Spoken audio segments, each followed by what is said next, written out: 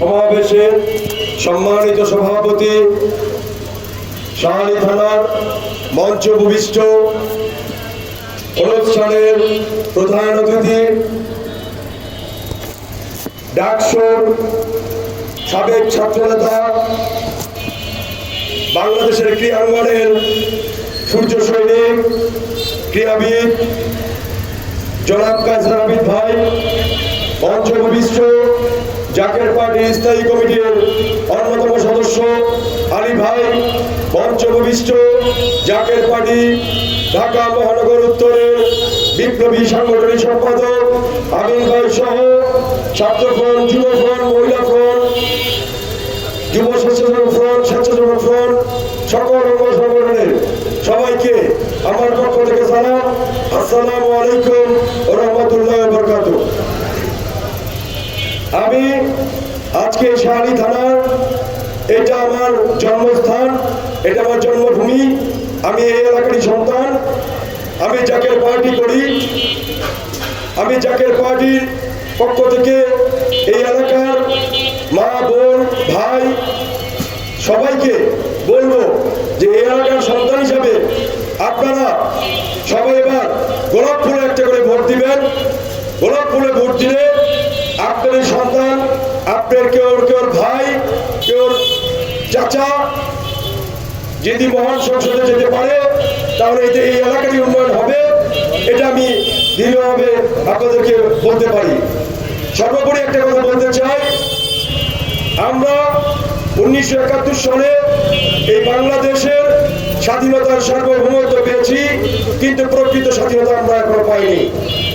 আমরা মনে করেছিলাম 2024-এর যে গণ আন্দোলনের মুখে নতুন স্বাধীনতা এসেছে, এই স্বাধীনতায় জাকের পার্টি ছাত্র ফ্রন্টের সুযোগ্য নেতৃত্বের নেতা, দুইজন নেতা তারা শাহাদাত বরণ করেছে।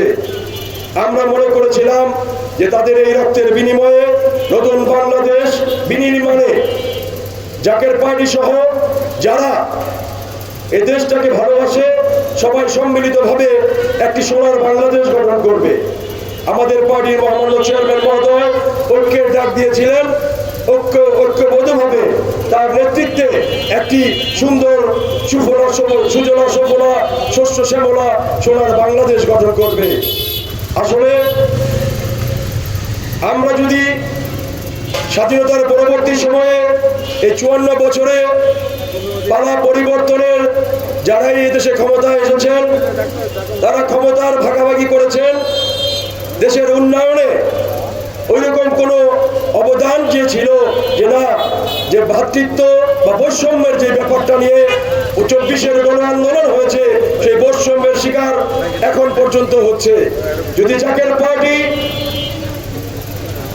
সামনে যে নির্বাচন, ত্রয়োদশ নির্বাচনে যদি জাকের পার্টি এদেশে সংখ্যাগরিষ্ঠতা ভাবে মহান সংসদে যায়, তাহলে Zaker party senior vice chairman doctor Saim Amir Faisal Mujaddidi সাহেব বলেছেন, বাংলাদেশে প্রতি বছর যে অর্থনৈতিক বাজেট, সেই বাজেটে 8,000 কোটি টাকা।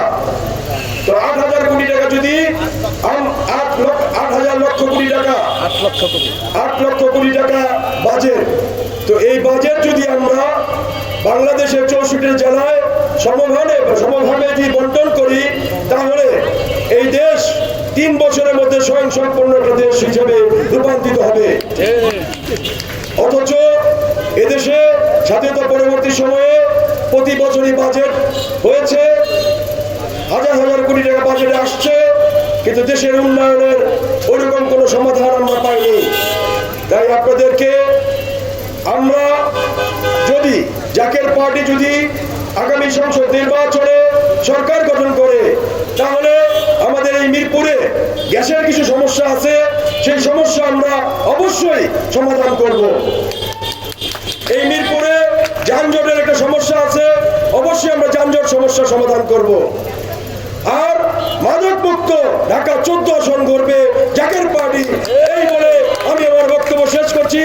হাজার ফরিদপুর জিন্দাবাদ, জাকের পার্টি জিন্দাবাদ, জাকের পার্টি শাহালি থানা পরিষদ জিন্দাবাদ। ধন্যবাদ। আমি মঞ্চে আসার জন্য অনুরোধ করছি জাকের পার্টি ঢাকা মহানগর উত্তরের সম্মানিত সহসভাপতি লিয়াকত আলী ভাইকে মঞ্চে আসার জন্য অনুরোধ করছি। অত্যন্ত আনন্দের সাথে জানাচ্ছি যে ইতিপূর্বে আমাদের মাঝে উপস্থিত হয়েছে